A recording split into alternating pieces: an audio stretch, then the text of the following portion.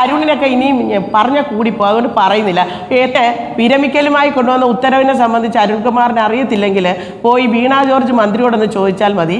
പേടിയുള്ളവർ പിന്നെ എന്തിനാ പോകുന്നത്? പേടിയുള്ളവർ എന്തിനാ അങ്ങോട്ട് പോകുന്നത്? അരാജകവാദികളെന്നും പാട്ടപ്പിരിവുകാരെന്നും ഈർക്കിൾ സംഘടനയെന്നും ഒടുവിൽ കീടമെന്നുമുള്ള തൊഴിലാളി വർഗ പാർട്ടി നേതാക്കളുടെ വിശേഷണങ്ങൾക്ക് ശേഷം ഇവർക്കുമേൽ പുതിയ ചാപ്പയുമായി പുതിയ ചില കൂട്ടരും രംഗത്തെത്തിയിട്ടുണ്ട്. ഒരു ഫ്രോഡ്.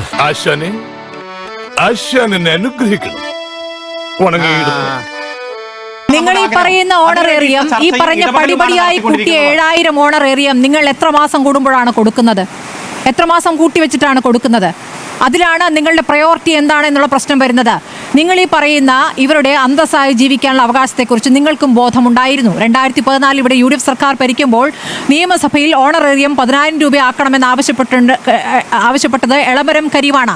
ആ എളമരം കരീമാണ് ഇപ്പോൾ ഈ സമരത്തെ അരാജക സമരം എന്ന് വിളിക്കുന്നത്, വിഭാഗീയത ഉണ്ടാക്കാനുള്ള സമരം എന്ന് വിളിക്കുന്നത്. അതായത് ഞങ്ങൾ ആവശ്യപ്പെടുമ്പോൾ അത് ശരിയായ സമരം, ഞങ്ങളില്ലാത്ത സമരങ്ങളെല്ലാം അരാജക സമരം. അതെന്ത് നിലപാടാണ്? പറയുന്നതൊന്ന് പ്രവർത്തിക്കുന്ന വേറൊന്നും. ഇത് കേന്ദ്ര സ്കീമാണെങ്കിലും സംസ്ഥാനത്തിന് അങ്ങ് ജീവനക്കാരായിട്ട് അംഗീകരിക്കാം, അവർക്ക് ശമ്പളം കൊടുക്കാം. ഏത് നിയമപ്രകാരമാണ് ഇവിടെ അശ്വമേധമായാലും പശ്ചിമ ബംഗാളിൽ നടത്തിയ സമരം ഓണറേറിയത്തിന്റെ കാര്യത്തിലല്ലേ?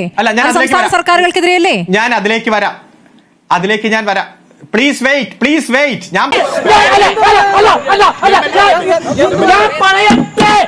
അറിവില്ലാത്ത കാര്യങ്ങൾ വെറുതെ വിളമ്പരുത്. അറിവില്ലാത്ത കാര്യങ്ങൾ പറയരുത്. സംസ്ഥാന ഗവൺമെന്റ് എന്തുകൊണ്ട് പറ്റില്ല? നിയമം പറഞ്ഞുതരാം. അല്ല, മണ്ടത്തരം ഇവിടെ വന്ന് പുലമ്പുന്ന താങ്കളാണ്. ഇവിടെ കേന്ദ്രത്തിന്റെ സ്കീം, ആ സ്കീമിൽ എങ്ങനെ ശമ്പളം കൊടുക്കുന്നത്? ഏത് നിയമം, ഏത് റൂള് പ്രകാരം? ഒന്ന് പറയൂ താങ്കൾ. ഏത് നിയമപ്രകാരം, ഏത് റൂള് പ്രകാരം കേന്ദ്രത്തിന്റെ ഒരു സ്കീം സംസ്ഥാന ഗവൺമെന്റിനെ ഏറ്റെടുത്ത് അത് ജീവനക്കാരായിട്ട് അംഗീകരിച്ച് അവർക്ക് ശമ്പളം കൊടുക്കാം, ആനുകൂല്യം കൊടുക്കാം, പെൻഷൻ കൊടുക്കാം, കേരളത്തിൽ മാത്രം എങ്ങനെ സാധിക്കാൻ?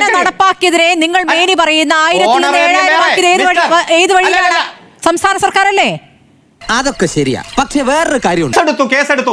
സെക്രട്ടേറിയറ്റിന് മുന്നിൽ ആര് സമരം നടത്തിയാലും, പന്തൽ വെച്ച് സമരം നടത്തിയാലും, റോഡ് ബ്ലോക്ക് ചെയ്താലും കേസെടുക്കാൻ ഹൈക്കോടതിയുടെ ഡിവിഷൻ ബെഞ്ചിന്റെ ഉത്തരവ് പ്രകാരം CPMന്റെ സംസ്ഥാന സെക്രട്ടറി, CPIയുടെ സംസ്ഥാന സെക്രട്ടറി രമേശ് ചെന്നിത്തല, BJP നേതാക്കന്മാരെല്ലാം കഴിഞ്ഞ ആഴ്ച ഹൈക്കോടതിയിൽ വന്ന് ഡിവിഷൻ ബെഞ്ചിന്റെ മുന്നിൽ അപ്പിയർ ചെയ്ത് പോയത് നമ്മുടെ മുന്നിലുണ്ട്.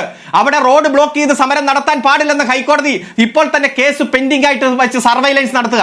അപ്പൊ ജോസഫ് സി മാത്യുവിനെതിരെ കേസെടുത്തല്ലോ, മറ്റേ കേസെടുത്തല്ലോ.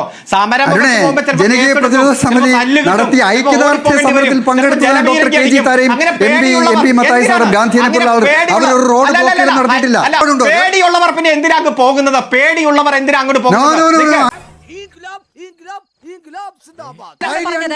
അല്ലല്ല, ആ പേരുകൾ ഞാനാണ് പറഞ്ഞത് അരുൺ. അങ്ങനെ പേടിച്ചിട്ട് സമരത്തിന് ഐക്യദാർഢ്യം പറയാൻ പോയവരല്ല ഇവർ. ഇങ്ങനെ പറയട്ടെ, അല്ലല്ല, ഈ ഹൈക്കോടതി അതൊക്കെ പറഞ്ഞിട്ടുണ്ട്. അതിനെ വെല്ലുവിളിച്ചുകൊണ്ട് കണ്ണൂരിൽ നിങ്ങളുടെ നേതാവ് MV ജയരാജൻ നടത്തിയ പ്രസംഗം കഴിഞ്ഞ ദിവസം നിങ്ങൾ കേട്ടതാണല്ലോ. ഞാൻ ഒരിക്കൽ കൂടി എല്ലാവരും വെല്ലുവിളിക്കുകയാണ്, എന്നോട് കളിക്കാൻ ഏതവനെങ്കിലും നട്ടല്ലുള്ളവരെങ്കിലും ഇറങ്ങി വാ. ഹൈക്കോടതി അങ്ങനെയൊക്കെ പറഞ്ഞാലും സമരം ഇങ്ങനെ തന്നെ നടക്കും, വേറെ വഴി കൂടെ പോയാൽ മതി എന്നുള്ളതാണ് നിങ്ങളുടെ നിലപാട്. അതൊക്കെ പോട്ടെ, വഴി തടഞ്ഞ് സമരം ചെയ്തിരുന്നൊന്നുമല്ലല്ലോ ഈ സമരത്തിൽ ഐക്യദാർഢ്യം പ്രകടിപ്പിച്ചവർക്കെതിരെ കേസെടുത്ത അരുൺ. ഇത് ആർക്കാണ് മനസ്സിലാവും? താങ്കൾ ഈ പറയുന്ന പോലെ ജനങ്ങൾ ആണല്ലോ, ജനങ്ങൾ കാണുന്നുണ്ട്. അല്ല കണ്ടോട്ടെ. ആരോട് ഇതിങ്ങനെ എത്ര വട്ടം പറഞ്ഞു? ഞാൻ ആരെന്ന് വിചാരിച്ചടാ?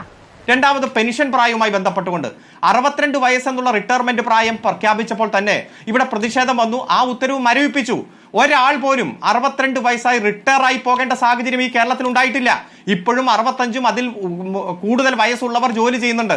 ആരെങ്കിലും ഒരാൾ 62 വയസ്സായപ്പോ റിട്ടയർമെന്റ് ചെയ്യേണ്ടി വന്നു എന്ന് പറയുന്ന ഒരു പേര് ഇതുവരെ ഇവർ ഉന്നയിച്ചിട്ടുണ്ടോ? 21 ദിവസമായിട്ട് ഇല്ലല്ലോ.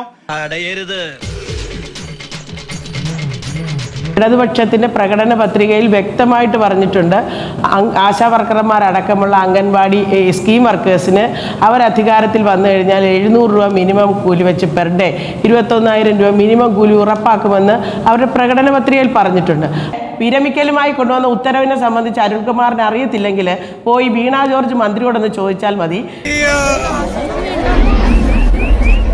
സിസിലിയ എന്ന് പറയുന്ന ആശാ വർക്കറെ പിരിച്ചുവിട്ടു. ഞങ്ങൾ നേരിട്ട് അവിടുത്തെ മെഡിക്കൽ ഓഫീസറോട് സംസാരിച്ചു, അവിടുത്തെ പഞ്ചായത്ത് പ്രസിഡന്റ് സംസാരിച്ചു, മെമ്പർ സംസാരിച്ചു. അവിടുത്തെ മെഡിക്കൽ ഓഫീസർ പറഞ്ഞു പറ്റത്തില്ല, ഇതാണ് ഉത്തരവ് ഇവിടെ നിലനിൽക്കുന്നത്.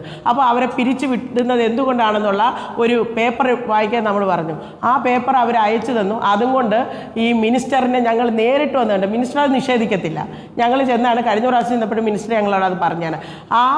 വൈകുന്നേരം 6 മണിക്കാണ് ഞങ്ങൾ മിനിസ്റ്ററെ ഓഫീസിൽ വെച്ച് കാണുന്നത്. പിറ്റേന്ന് 12 മണിക്ക് മുമ്പ് സിസിലിയായി തിരിച്ചെടുത്തു എന്ന് പറഞ്ഞ് സിസിലിയായി ഞങ്ങളെ വിളിച്ചു.